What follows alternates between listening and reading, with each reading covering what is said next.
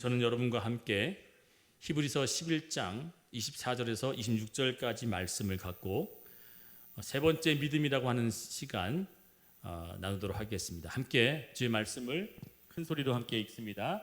시작. 믿음으로 모세는 장성하여 바로의 공주의 아들이라 칭함받기를 거절하고 도리어 하나님의 백성과 함께 고난받기를 잠시 죄악의 낯을 누리는 것보다 더 좋아하고 그리스도를 위하여 받는 수모를 애굽의 모든 보화보다 더 큰 재물로 여겼으니 이는 상 주심을 바라봄이라. 아멘. 함께 따라했으면 좋겠습니다. 영적 정체성. 부 제목으로는 믿음의 확실함이라고 하는 소제목을 좀 만들었습니다. 오늘 본문은 이미 정답을 내포하고 있습니다. 고난받는 것을 죄악의 낙슬 누린 것보다도 더 좋아했다. 바로 모세가 그랬다는 거죠. 내가 성품이 좋고 기질이 좋게 태어났기 때문에 어떠한 고난과 역경과 힘듦이 찾아온다 할지라도 그것을 낙천적으로 받아들이고 긍정적으로 받아들일 수 있다라고 하는 그 마음이 아니라 하나님께서 그러한 마음을 줄 수밖에 없다라고 하는 사실이에요. 하나님을 믿으면 하나님의 백성은 하나님께서 그렇게 빚어가서 결국에는 어떠한 어려움을 만난다 할지라도 그 어려움 속에서 능히 긍정적인 또 하나님이 원하시는 선한 일들을 바라볼 수밖에 없게끔 이끌어내신다는 사실이에요. 저를 보세요. 설교 시간에는 너무나 귀한 시간이에요. 이 시간이 보이지 않지만 영적인 하나님의 공급하심이 있는 시간인데 이 시간을 굉장히 소중히 여겨야 돼요. 상현아 여기 봐. 목사님 좀 봐줘. 부탁할게. 용돈 줄까? 맛있는 거 사줘? 모든 인간들은 세상이 만들어 놓은 인간화가 있습니다. 이렇게 살아야 잘 살았다고 얘기하고 그리고 저런 모습을 나타내야 저 사람 성공했다 얘기하고 또 많은 것을 가지고 풍족해야 저 사람은 안전하겠다라고 얘기합니다. 이게 세상이 만들어 놓은 안정화의 인간화죠. 그런데 성경은 오히려 뭐 하래요? 가진 것 버리고 박해 당하면 오른밤 더 둘러대고 힘든 일 시키면 어떻게 하래요? 더 각오해라. 전혀 우리가 맞지 않는 세상적인 그 관점과 반대되는 이야기를 한단 말이죠. 근데 그렇게 살 수 있냐 이거죠. 우리는 살아내려고 노력해도 못하잖아요.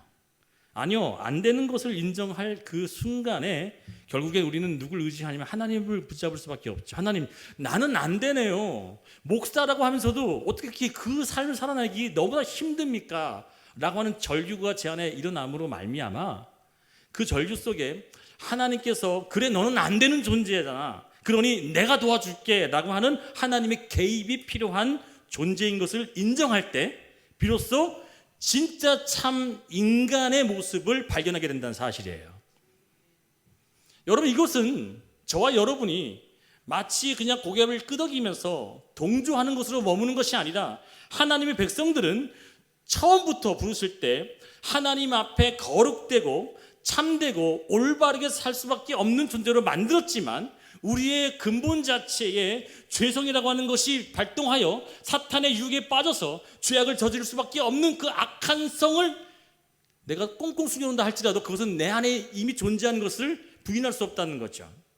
그래서 우리에게 얘기하는 것은 내가 내 자신을 부인하라고 하는 그 첫 번째 부인의 우리의 해답은 네, 저는 의롭게 살 수가 없습니다라고 하는 고백이 먼저 나와야 한다는 것이죠. 바울은 어느 누구보다도 이곳에 있는 어느 누구보다도 정말 멋지게 살며 의롭게 살며 완벽을 추구하며 살았던 존재인데 불구하고 그는 스스로 나는 죄인 중에 괴수며 내 얼마나 부끄러운 모습 때문에 너희들한테 복음 전하는 것조차도 나는 너무나 부끄럽다.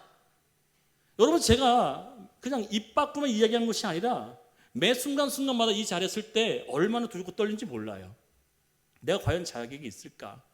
그런데 그 자격 없음에 대한 고백과 하나님 도와주지 않으면 저는 이 안에서 입 한번 뻥끗 부리지 못하고 그저 제 얘기만 하고 내려올 수밖에 없으니 하나님의 백성을 사랑하는 만큼, 하나님의 백성을 너무 소중히 여기는 만큼 저를 사용하시고 하나님의 도구로만 그냥 써주옵소서라고 하고 쓴다는 거죠. 어제 아멘 순복음교회, 저희가 우리 부흥회 했었던 교회, 거기 사모님이 목사 안수를 받는 날이었어요. 약속된 순서에 저는 성경을 봉독하는 순서를 맡았습니다. 그런데 순서 중에 대표 기도를 하시는 분이 갑자기 안 오신 거예요. 예배를 올라가야 되는데 5분 남겨놓고 안 오신 거예요. 저에게 그 담임 목사님께서 부탁을 합니다. 목사님께서 기도를 하시고 제가 성경을 봉독하겠습니다. 저는요 거의 원고를 안 보고 설교를 하지만 사실 저는 원고 없이는 설교를 쓰지 않아요. 하물며 기도도 역시 마찬가지입니다. 제가 광고를 할 때도, 거기서 광고를 할 때도 광고도 다 적었어요. 그리고 연습하는 사람이에요. 유머 하나도 연습하고 쓰는 사람이라고요. 그런데 갑자기 저에게 기도하라고 시켰으니 얼마나 당혹스럽겠어요. 부랴부랴 막 이렇게 칠 수도 없고 뭐 하나 준비하려면 정말 정성을 쏟아서 상현아 자리에 일어나죠. 오늘 너에게 되게 중요한 날이라서 그래. 너가 미워서 그런 게 아니야. 나 쳐다봐줘. 너 오늘 영상 찍어야 되잖아, 그렇지? 그래. 나 여기 쳐다봐줘. 이제 그렇게 해서 그 얼마 남지 않은 시간에서 제가 막 쓴다 그래도 글이 써지지도 않는 거예요. 당혹스러우니까. 한 1분 남았어요. 이제 제 기도해야 될 차례가. 잠깐 그 순간에 기도해서 하나님, 제가 기도해야 될 이유가 있나 봅니다. 그러니 저 입술을 통해서 기도할 수 있는 내용들을 기도하게 하시고 제가 준비하지 못했던 것들, 준비할 수 없었던 것들도 하나님께 아시오니 주님께서 오늘 제 입술을 통하여 기도할 수 있는 것들을 기도하게 하옵소서 라고 섰어요. 그리고 기도를 했는데 정말 제가 무슨 기도를 했는지 하나도 생각이 안 나요. 우리 아내한테 물어봤잖아요. 제가 나 기도 어떻게 했어? 나 혹시 기도 이상하게 한 거 아니야? 너무 잘했대. 근데 제가 기도를 하는 순간 기도가 점점점 한 1분이라고 시작이 되면 한 30초 정도 지날 때부터 갑자기 제 몸이 막 엄청나게 뜨거워지면서 성령의 그 감동과 감화가 제 몸을 억누르면서 아무 생각이 나지 않지만 제 입에서 막 기도가 나왔다고 하는 그것만 떠오르고 그 내용 중에서 기억나는 거는 뭐 교회들 성도 뭐 능력 달라고 이런 기도만 하고 정말 무아지경 속에서 기도를 했어요. 너무 창피했어요. 왜? 준비하지 않은 상태로 섰기 때문에. 그리고 예배가 다 끝나고 축가를 하고 사진을 촬영하고 그리고 집에 가려고 하는 타임에 그 목사님께서 오늘 안수받은 사모님 목사님 되셨잖아요. 그분이 저한테 오신 목사님 오늘 기도 내용을 보고 제가 너무나 감동을 받았어요 그러는 거예요. 제가 깜짝 놀랐죠. 왜요? 그래요. 그러니까 자기가 이 목사 안수를 받기 위해서 몇 날 며칠 몇 주 동안 기도했던 내용이 하나 있다는 거예요. 그 기도 내용을 목사님이 탁 하고 얘기하더라는 거예요. 제가 깜짝 놀랐다는 거예요. 제가 무슨 얘기를 했는데 그러니까 엘리사에 임한 하나님의 능력이 오늘 안수받는 우리 사모님에게 임하게 해달라고. 근데 그 사모님이 그걸 놓고 계속 기도했다는 거예요. 제가 소름이 돋았어요. 그래서 그분 한 얘기가 목사님의 기도를 통하여 하나님께서 오늘 기도하게 하시려고 오늘 그 목사님을, 근데 그 목사님이 오늘 목사 안수신 걸 깜빡하신 거예요. 그러니까 다 임원들이 화가 다 머리까지 났죠. 어떻게 이렇게 귀한 날을 깜빡하시냐. 근데 제가 쓸 수 있게끔 하나님께 그 머리를 잠깐 마비시키는지 모르겠지만 결국엔 그 얘기를 듣자마자 제가 깨달은 게 하나였어요. 내가 잘 준비해도 하나님 붙들어 주지 않으면 안 되는 것이고, 아멘. 내가 준비를 못했더라도 하나님이 붙들어 주면 그것이 은혜인 줄 믿어진다는 거예요. 즉 우리는 내가 무엇을 잘 해야지만 준비해야지만 잘할 수 있는 것이라고 하는 인간의 강박도 또 인간의 준비성도 있어야 되겠지만 그보다 더 중요한 것이 무엇이냐면 하나님이 붙들어 주지 않으면 아무것도 아니라는 사실이에요. 나는 무슨 기도를 해야 될지 벌벌벌 떨면서 원고 없으면 기도조차 잘 못하는 사람이 그 많은 한 100명이 모인 사라에서 기도하는데 제가 얼마나 긴장했겠어요. 원고 종이 하나 쓸 수 없이 올라갔는데, 그런데 하나님은 그렇게 약하고 그렇게 부족하고 그렇게 낮아져서 하나님을 구하는 자에게 기도할 수 있는 것들을 허락하시고 그 기도자에게 필요한 말씀을 허락하더라는 사실이에요. 저는 그것을 통해서 우리 정체성이 과연 무엇인가라고 하는 것을 또다시 말씀을 준비하면서 깨닫게 된다는 거예요. 우리는 저렇게 얘기하죠. 저 정도는 돼야지 리더가 되지. 저런 모습을 갖춰야지 우리가 그래 따를만 하지. 저렇게 돼야지 우리가 그래도 좀 신뢰할 만하지 않을까라고 하는 우리만의 기준이 있지만, 하나님의 기준은 뭐냐면 더 약하고 더 부족하고 더 엎드려진 자에게 하나님이 붙들어줄 줄 믿습니다. 인간들은 나보다 더 뛰어나야지만 내가 섬기고 따르겠지만, 하나님의 그 붙드심과 사용하심은 완전한 나약함과 완전한 부족과 무익을 고백할 수 있는 그런 자야만이 하나님이 탁 하고 붙든다는 사실이에요. 바로 저는 오늘 읽었던 본문에 누가 등장하냐면 바로 모세라고 하는 사람이 등장한다는 거예요. 여러분, 모세는요 인생 3막이 있습니다. 1막, 2막, 3막 3막이 있는데, 이 사람은요 120년까지 살았죠. 120년 3 나누기면 몇이에요? 40세까지는 뭘 하고 살았냐면요, 왕궁에서 가장 좋은 문화와 좋은 음식과 권력과 문화와 하여튼 모든 것을 다 갖추며 살았어요. 40년 동안은. 그런데 갑자기 살인자라고 하는 그 딱지를 쓰고 도망자가 되어져서 광야에서, 그냥 미디안 광야에서 이드로라고 하는 장인을 만나서 그 장인의 아내와 결혼해서 어떻게 했어요? 40년을 뭐로 살았어요? 목동으로 살았어요. 양치기 목동으로 40년을 살았어요. 이제 나이가 몇입니까? 80세가 됐어요. 80세가 딱 되는 날, 어느 날 하나님께서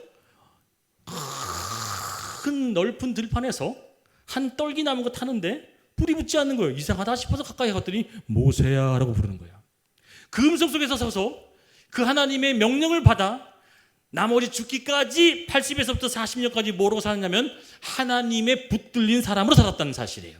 인생 3막의 사람으로 첫 번째 모든 걸 다 갖췄고, 두 번째는 모든 걸 다 잃었고, 세 번째는 그제야 비로소 뭐 하는 거예요? 하나님이 붙들어 사용하시더라. 근데 이 모세라고 하는 이름이 어떻게 지어졌는지 우리는 너무나 잘 알고 있을 겁니다. 바로 이런 이야기도 있어요. 그 이야기를 보게 되면 모세가 태어나고 있는 그 히브리 민족들이 점점점 숫자가 많아져서 애굽인들보다 더 많은 숫자로 불어나다 보니까 애굽 왕 파라오가 온 이 바로 왕이 불안을 느낀 거예요. 야, 이러다가 애굽인들을 무찌를 수 있을 만한 군사력이 생길 수 있으니 이제 이번 해에 태어나는 남자들은 모조리 다 죽여라. 뭐 하라고요?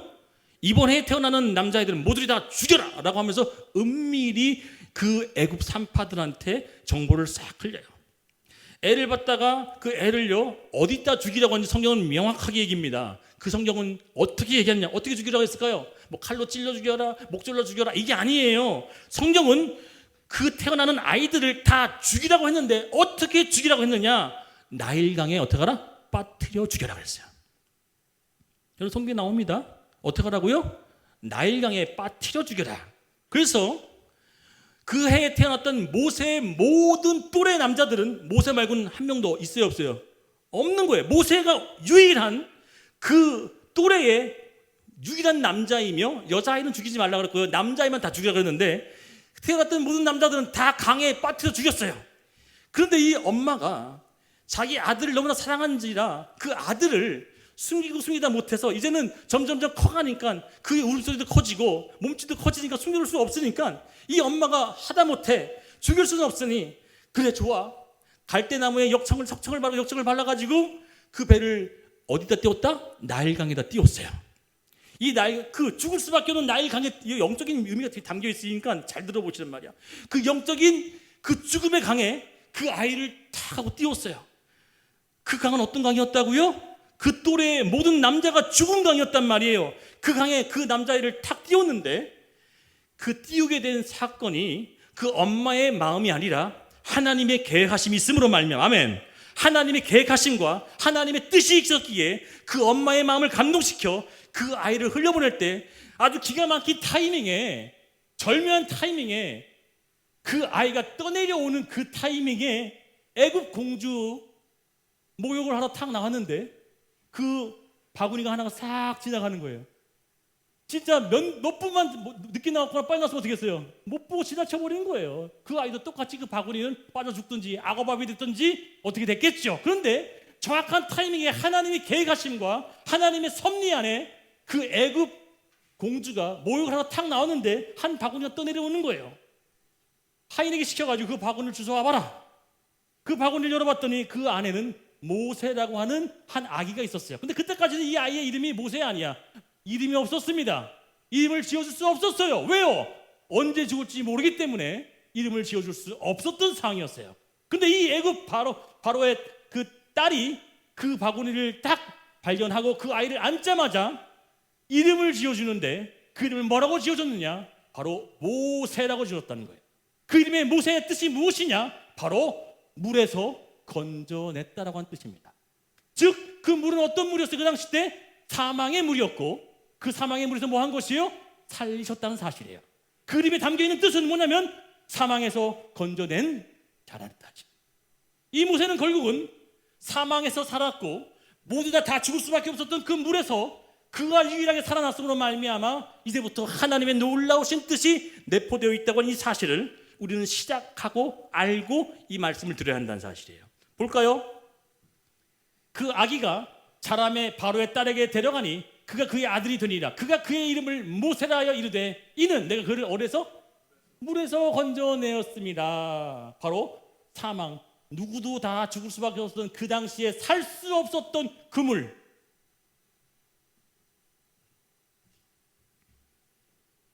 여러분, 이 나일강의 물은요, 그 당시 때 누구도 가까이 하고 싶어 하지 않은 물이었을 거예요. 왜요? 목욕하고 싶을까요? 목욕하고 싶지 않을까요? 수많은 아기들이 죽었던 그 강에 저는요 가까이 하고 싶은 마음이 없어요. 그런데 이 나일강을 목욕하러 나갔던 그 바로의 딸은 나일강을 간 이유가 뭘까요? 몰랐기 때문에. 이 바로 왕이 은밀히 뭐 했다고요? 은밀히 전했어요. 볼까요? 자, 보겠습니다. 시작. 그러므로 바로가 그의 모든 백성에게 명령하여 이르되 아들이 태어나거든 너희는 그를 나일강에 던지고 뭐해요? 다 죽이라는 거예요. 나일강으로. 딸이면 살려둬라. 아기였을 때는 몰랐지만 이 모세가 점점점 어른이 되어 역사와 사건을 알게 되어지는 그 타이밍이 됐을 때 자신은 어떻게 살아나게 됐는지를 알게 되었을 거예요. 왜 내 또래 친구들은 한 명도 없지? 왜 내 동갑내기는 한 명도 없지? 그것을 의구심을 갖고 그리고 궁금한 터에 알고 봤더니 뭐였어요? 놀라운 사실 또 하나 있죠. 성경을 보게 되면 이 모세를 젖먹였던 여인이 누구였습니까? 바로 모세의 엄마였어요. 모세의 엄마가 어떻게 젖을 먹였냐면 바로의 공주가 결혼하지 않은 여자니 젖을 먹일 수 없잖아요. 그러니까 어떻게 해요? 자, 이스라엘 여자 중에서 지금 젖이 나오는 사람을 찾아라. 그랬더니 곧장 모세의 누나가 그 광경을 지켜보고 엄마에게 달려가가지고 엄마, 지금 공주가 아기 젖 물릴 사람을 찾으니까 빨리 와서 당신이 한번 지원해봐. 근데 지원해가지고 바로 어떻게 된 거예요? 합격이 된 거예요. 그래서 모세의 엄마가 뭐 한 거예요? 모세를 키웠어요. 그러면서 무슨 얘기를 해줬을까? 너는 히브리인이야. 너는 이렇게 어려운 속에서 살아난 아이야 라고 하면서 계속 그에게 복음을 전파하고 그의 정체성을 알려줬겠죠. 왜요? 그는 스스로 애굽에 살고 있었던 애굽인으로 인식하지 않았고 모세는 애굽의 모든 것을 누리고 모든 왕가의 문화를 다 경험했음에도 불구하고 그 모세의 머릿속에는 뭐가 있었냐면 나는 히브리인이야 라고 하는 정체성이 있었다는 사실이에요. 무슨 정체성? 하나님의 백성이라고 하는 정체성이 있었다는 사실이에요. 아멘. 오늘 제목이 뭐라고요? 설교 다시 해야겠다. 오늘 설교 제목이 뭐라고요? 안 좋을 수 있지? 그럼 안 줘도 돼. 영적 정체성이라고요. 이 아이는 어릴 적부터 환경과 상황은 모든 걸 다 가지고 있는 그 가장 최고의 자리에 있음에도 불구하고 그 마음속에 뭐가 있었다고요? 나는 하나님의 자녀야. 할렐루야. 그런데 그 하나님의 자녀라고 하고 살았던 그 인생이 갑자기 하루아침에 완전히 바다로 쳐지요. 뭐가 됐다고요? 목동이 되어버리고 말았어요. 40년 동안 양만 치는 거예요, 광야에서. 근데도 그 마음 한구석에는 늘 어떤 마음을 가졌다고요?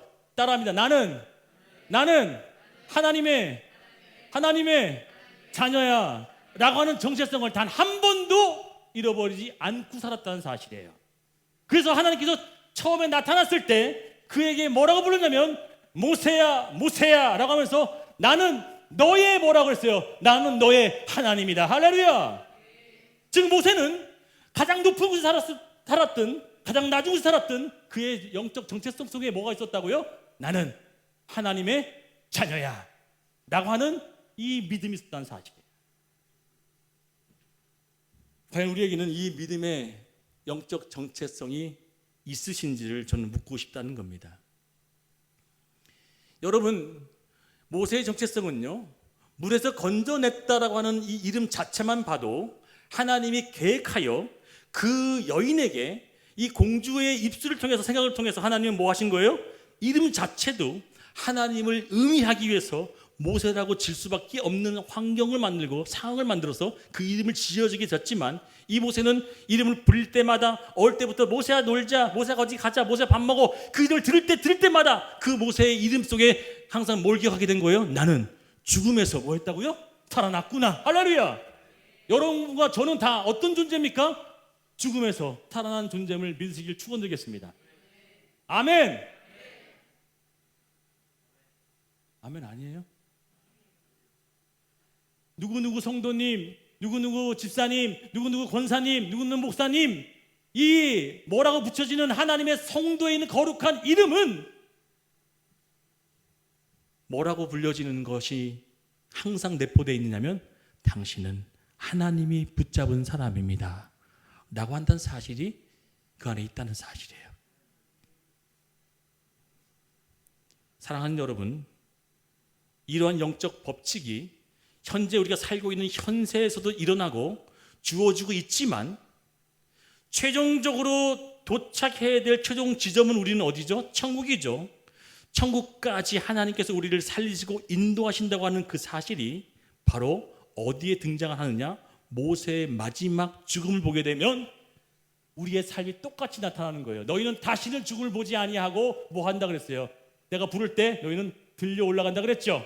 먼저 잠잔 자들도 뭐하요? 들려 올라갈 것이고 남아있는 자도 뭐 한다고요? 들려 올라갈 것이래요. 근데 모세가 어떻게 됐냐면 매장됐어요? 아니면 갑자기 그냥 뭐 장사 치러가지고 장례 절차를 다 치렀어요? 아니요. 모세가 어느 날 갑자기 어떻게 했어요? 호련히 사라졌어요. 맞아 틀려요? 그냥 사라졌어요. 없어졌어요. 근데 어느 날 봤더니 어디에 등장하더라? 예수님의 옆에 우편 좌편에 누가 있더라? 모세가 있더라. 할렐루야. 즉 우리는 어느 순간에 하나님께서 하나님의 백성으로 부르시는 그날까지 기다리고 인내하고 그분을 갈망하는 소망을 가지면 하나님 반드시 그 우편 안에 두겠다고 하는 모습을 모세를 통해서 우리를 보여주고 있다는 사실이에요. 깨달아지신 분만 아멘. 그렇다면 후대에 이 모세를 바라보는 백성들이 어떠한 생각을 가졌는지가 오늘 저와 여러분이 배워야 될 거겠죠. 저는 바로 여러분과 함께 이 큰 외침을 같이 선포했으면 좋겠습니다. 제가 큰 소리로 하겠습니다. 같이 따라했으면 좋겠습니다. 하나님의 백성은 어떤 고난 받기를 좋아했다. 아멘 2명, 3명. 힘든 아멘이잖아요. 하나님의 모든 백성은 어떤 고난 받기도 좋아했다라고 하는 이 얘기가 바로 모세, 오늘 읽었던 본문에 기록되어 있어야 돼 있어요. 모세는 그 어떤 고난 받는 것을 이 세상에 살면서 죄를 짓는 것보다 좋게 여겼다는 거예요. 내가 살면서 이 죄악된 세상에 살면서 이것을 바라보며 이것을 가장 인생의 덫으로 살면서 가르고 있는 이 걸음이 아니라 하나님이 주시고자 싶어하는 그 어떠한 것들더라도 내가 감당하겠다고 하는 그 믿음으로 걸었다는 사실이에요. 그러면 여러분, 이 모세가 어떻게 그런 마음을 가졌는지를 살펴봐야 되겠죠. 자, 그러면 더 이해할 수 없는 것을 설명하도록 하겠습니다. 저는 여러분께 반전을 일으키기 위해서 설교를 하는 것이 아니라 여러분에게 실제적으로 저의 삶에 정말 일어날 수밖에 없는 수많은 일들이 정말 내가 고백할 때 왜 이런 일들이 나에게 일어나서로 나로 하여금 힘들게 만드십니까? 그런 일들이에요.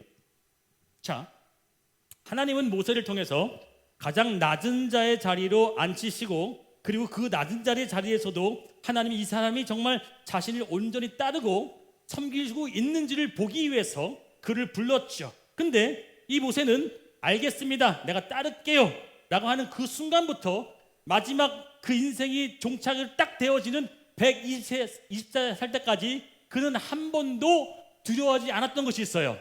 그는 한 번도 두려워하지 않았던 것이 뭐냐면 바로 죽음에 대한 부분이었어요.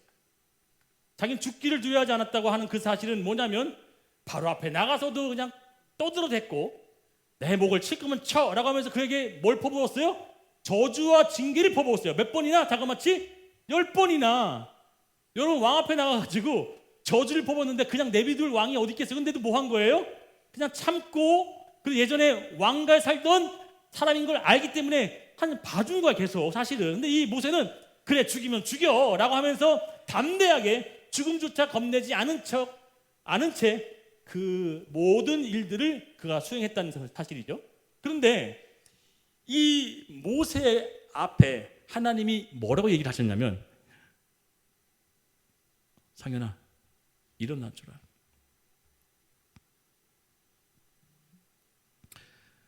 미안해. 여기 그렇게 쳐다봐줘. 너가 나 쳐다본 설교를 할게. 너 다른 사람들을 위해서 해줘. 내가 설교가 끊어지면 너가 나 안 쳐다보는 거야? 자, 쳐다봐줘. 오케이. 하나님이 모세를 부르셔서 이런 얘기를 하셨어요. 야, 모세야, 내가 너한테 큰 사명을 하나 줄게. 그 사명을 가지고서 이스라엘 백성들을 구출해내라. 그러니 그 이스라엘 백성들을 통해서 하나님이 주시고자 싶어하는 놀라운 그 땅으로 인도할 테니까 네가 그들을 향해서 내가 약속한 것들을 알려주고, 그리고 그 왕 바로에게는 내가 그에게 네 백성들을 빼낼 수 있을 만한 놀라운 이적을 보여줄 테니 그대로 행해라. 그런데 여기서부터 이상한 구절로 나와요. 자, 볼게요. 같이 읽습니다. 시작. 여호와께서 모세에게 이르시되 내가 애굽으로 돌아가거든 내가 내 손에 준 이적을 바로 앞에서 다 행하라. 그러나, 자, 여기서부터 중요한 거예요. 자, 크게 읽습니다. 시작. 내가 그의 마음을 완악하게 한즉 그가 백성을 보내주지 아니하리니. 여러분, 문맥상 말이 되나요, 안 되나요? 그리고 일을 시킨다고 하는데 그 일을 시키는데, 야, 내가 너한테 일을 하나 줄게. 그러면 그 일을 가지고서 행하면 그 일이 네가 하는 뜻대로 다 잘 될 거야 라고 하는 게 맞죠? 근데 뭐라고 써 있어요? 네가 이적을 행하지만 뭐 한다? 내가 바로의 마음을 강팍하게 만들고 완악하게 만들고 아주 고집스럽게 만들어서 뭐 하겠다? 그들을 보내주지 않을 거야 라고 한다는 거예요. 누가요? 하나님께서. 잘 들으시란 말이야. 하나님이 지금 사탄이 바로의 마음을 꽉 붙잡아줘서 우리가 하고자 싶어하는 걸 못하게 만든 게 아니라 하나님께서 바로의 마음을 꽉 붙잡아서 그 바로가 모세가 하고자 싶어하는 일들을 단방에 할 수 없게 만들겠다는 거예요. 굉장히 이해할 수 없는 얘기를 하고 있다는 얘기예요 지금요. 그런데 이 구절 속에 담겨있는 그 의미가 무엇이냐면, 우리가 하나님의 사명을 받고 하나님의 일들을 감당해낼 때 우리 속에 절망이 오거나 우리 속에 낙심이 오거나 이런 일들이 바로 어떤 일이에요? 주님, 저 하나님 일 열심히 하고 있잖아요.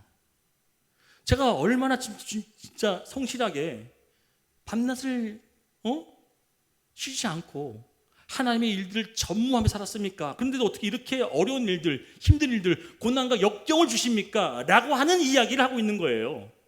여러분, 우리는 지금 살아가고 있는 이 삶 속에 내가 정당하지 않음으로 얻어진 안 좋은 결과는 나의 죄악 때문에 얻어지지만, 그것이 아닌 선한 일, 하나님이 원하시는 길, 하나님이 바라시는 일들을 행하고 있음에도 불구하고 내게 찾아온 것이 뭐라고요? 절망이 주어진다는 사실이에요. 지금 모세 앞에는 내가 하나님의 일을 들고 하나님의 명령을 들고 행하고 있는데도 불구하고 어떻게 내 앞에 그 바로의 마음이 녹아지고 빨리 그 마음이 깨져서 내 하나님의 일들이 다 이루어질 텐데 그게 반대로 만들어진 것이 무슨 신보십니까? 라고 하는 이야기를 할 수 있지만 그것은 하나님의 계획하심에 이유가 있다는 사실이에요. 즉 우리가 배워야 될 진짜 이유는 하나님의 자녀들에게는 때로는 하나님이 자, 너 이 일을 행하기 있어서 이거를 내가 너무나 쉽게 해결해내는 것이 아니라 이 일을 통하여서 너희가 연단되고 고난받고 고난받아서 그것을 넉넉히 이길 수 있는 그 다음 단계에 승급되어지고 업그레이드 되는 너의 신앙을 배우기 위해서는 내가 너에게 지금 펼쳐주는 절망과 때로는 낙심과 때로는 어떠한 힘듦도 그것을 통해서 뭘 봐야 되느냐? 바로 우리가 매주 외치는 따라합니다. 하나님은 선하시고 아멘. 이 모세는 마지막 110년 사는 그 40년에 이런 마음을 가지고 살았다는 사실이에요. 하나님은 선하시기에 내 삶에 어떠한 것들도 주어지는 그 역경, 고난, 절망도 하나님은 반대로 뭐로 이루신다? 선으로 이루어내실 것이야 라고 하는 하나님에 대한 완전한 정체성이 있었다는 사실이에요. 그것은 어디서부터 기인할 수 있고 출발할 수 있냐면 바로 우리가 가져야 될 영적 정체성의 첫 출발인 나는 하나님의 자녀입니다 에서 출발한다는 사실이에요. 이런 마음을 갖지 못하다 보니 어떤 분들은 또 어떤 성도들은 하물며 직분을 받은 분들까지도 교회를 떠나기도 하며 하나님을 버리기도 합니다. 아니요, 그런 분들 많이 봤습니다. 왜 내 삶에 내가 정말 하나님대로 살고 있는데 내 뜻대로가 아닌 하나님 원하시는 대로 살고 애쓰고 있는데 왜 내 삶엔 늘 절망이 주고 고통이 주고 아픔을 겪게 만들고 힘듦을 줍니까? 정말 하나님 살아계신 건 맞아요?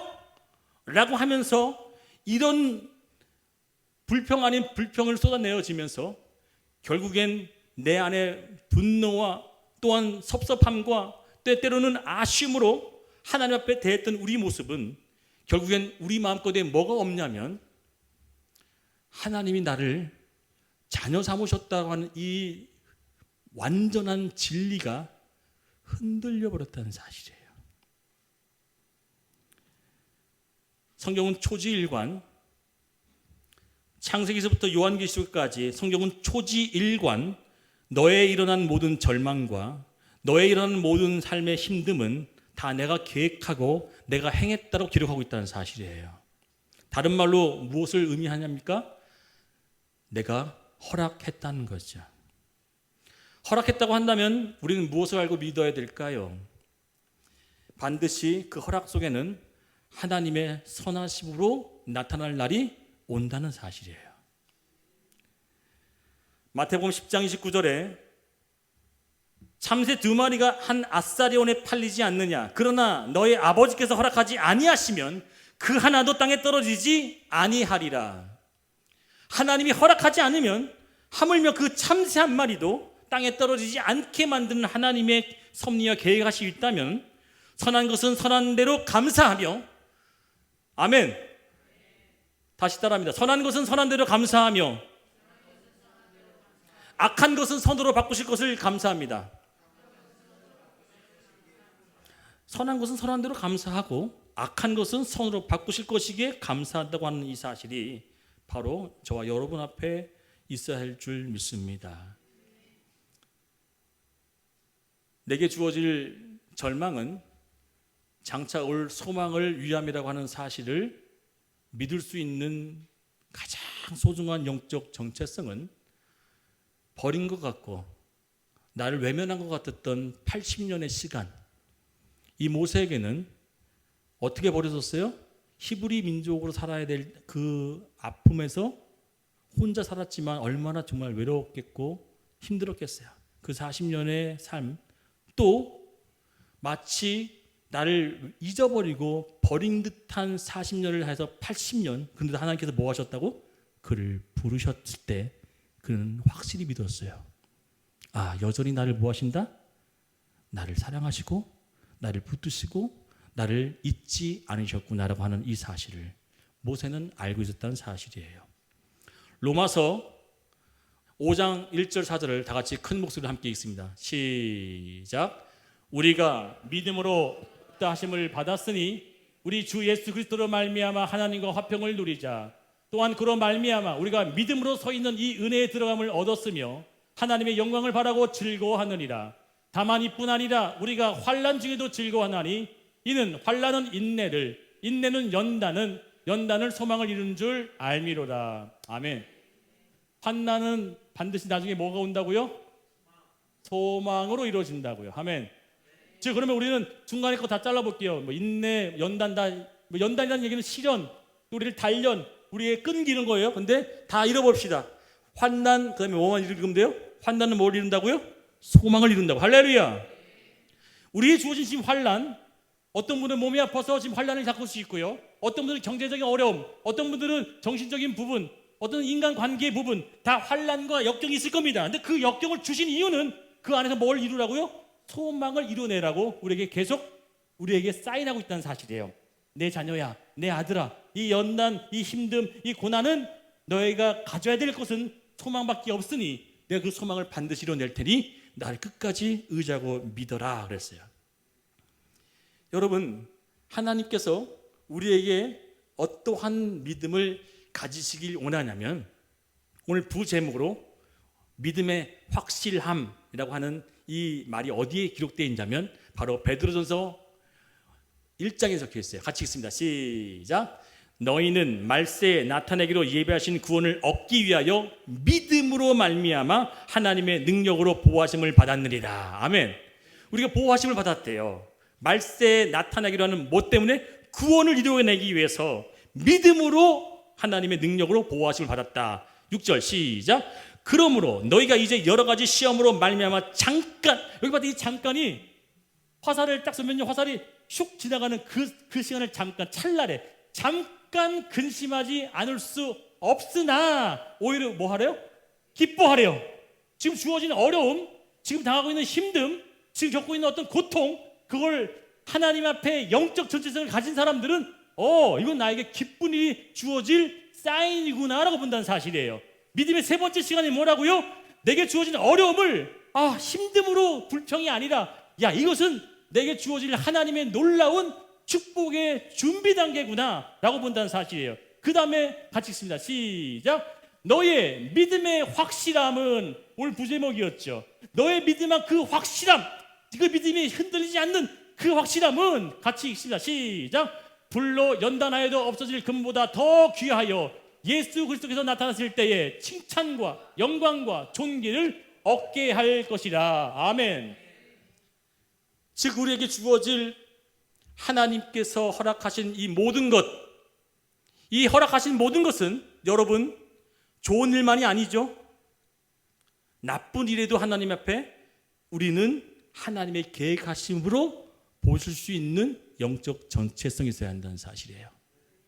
아멘 하신 분에게는 제가 놀라운 하나님의 축복이 있기를 갑절로 축원드립니다. 아니 아까 하신 분이요. 아까 아멘 하신 분들 왜요? 다시 한 번 더 기회 드려요? 오케이. 어떤 어려움에도 그 어려움 속에 하나님의 축복을 바라는 마음으로 믿음을 가지겠다고 하시는 분만 축복이 있을지어다. 여러분 이렇게 얘기하는 거 아멘하기 어렵지만 아멘을 해야 된다는 얘기죠. 왜요? 축복 받아라 아멘. 내 건강 받아라 아멘. 물질 받아라 아멘. 병 받아라. 이거 아멘 안 하잖아. 실패해라. 낙방해라. 뭐 이런. 야 잠깐만. 떨어져라 하면 아멘 하냐고 안 하잖아. 근데 우리는 그런 상황에서도 뭐 하라는 거야? 아멘 할 수 있을 때 그것이 하나님 앞에 야, 너 그거 아멘 했어? 와 대단한데? 야 놀랍다 야. 오케이 그럼 내가 한번 해볼게. 이렇게 나올 수 있는 하나님이 누구라고요? 우리 아빠. 우리 아버지, 내 엄마란 사실이에요. 즉 우리는 좋은 일만이 아닌 나쁜 일에도 하나님이 개입됐다라고 하지 않으니 늘 뭐 하는 거예요? 아파하고 힘들어하고 불평했지 않았습니까? 자, 그러면 한 명만 소개하고 마칠게요. 우리는 흔히 우리에게 주어진 어떤 어려움 있잖아요. 시험, 역경 이런 것들 자꾸만 마귀로 연관지어, 사탄으로 연관지어. 자, 성경은 우리에게 주어지는 시험, 역경, 고난이 누가 줬는지 분명히 기록하고 있습니다. 봅시다. 시작. 그때에 예수께서 성령에게 이끌려 마귀에게 시험을 당하사. 아멘. 따질 사람 없죠 이제? 내게 주어질 어려움 누가 허락하셨다고요? 하나님 누가 허락하셨다고요? 하나님이 허락하셨다고요? 맞죠? 고백하셔야 되는 거예요. 이게 바로 우리가 가져야 될 영적 정체성의 세 번째 자세라는 겁니다. 좋은 일은 누구나 아멘하고 누구나 하나님이 하셨다고 받아들이지만 우리가 원치 않는 일, 안 되고 싶어하는 일, 내가 거부하고 싶은 일, 그것을 한마디로 연단과 고난과 절망이더라도 그 속에서 하나님으로 모든 것을 볼 수 있는 사람은 반드시 하나님께서 힘을 주시더라. 볼까요? 자, 여기 보세요. 성령에게 이끌렸죠. 그리고 마귀가 나타나죠. 그래서 막 고난을 당해요. 힘듦을 당했어요. 예수님께서. 그죠? 40일 금식기도 하면서 막 힘듦을 당해서 막 어려움을 당했어요. 근데 마지막에 하이라이트로 결말을 어떻게 내시냐 봅시다. 자, 1절이죠. 4장 1절에 시작해서 마지막 이 사건의 마지막에 어떻게 장식을 하느냐? 시작. 이에 마귀는 예수를 떠나고 누가? 오, 할렐루야죠. 하나님의 그 수호 천사와 우리를 늘 보호하고 인도하는 그 천사가 우리를 뭐 하더라? 늘 돌보고 인도하시더라. 할렐루야. 즉 어떠한 상황 속에서도 시험에 든 상황 속에서도 이 일들을 하나님의 것으로 바라볼 수 있는 영적 정체성이 있으면 나중에는 어떻게 하시더라? 천사들이 대신 우리의 모든 것들을 해결해 주시더라. 사랑하는 여러분, 우리는 어떤 정체성을 그동안 갖고 살았습니까? 저 여러분께 묻습니다. 진정한 하나님의 자녀라고 한다면 오늘 좋지 않은 일, 원치 않는 일, 내가 바라고 또 내가 기대하지 않는 일들 속에서도 하나님의 선하심을 끝까지 바라보는 믿음이 저와 여러분에게 있어야 될 줄 믿습니다. 그것이 하나님의 백성이고 그것이 하나님의 자녀가 가져야 될 시선인 줄 오늘 여러분에게 전해드리고 싶었습니다. 기도하겠습니다.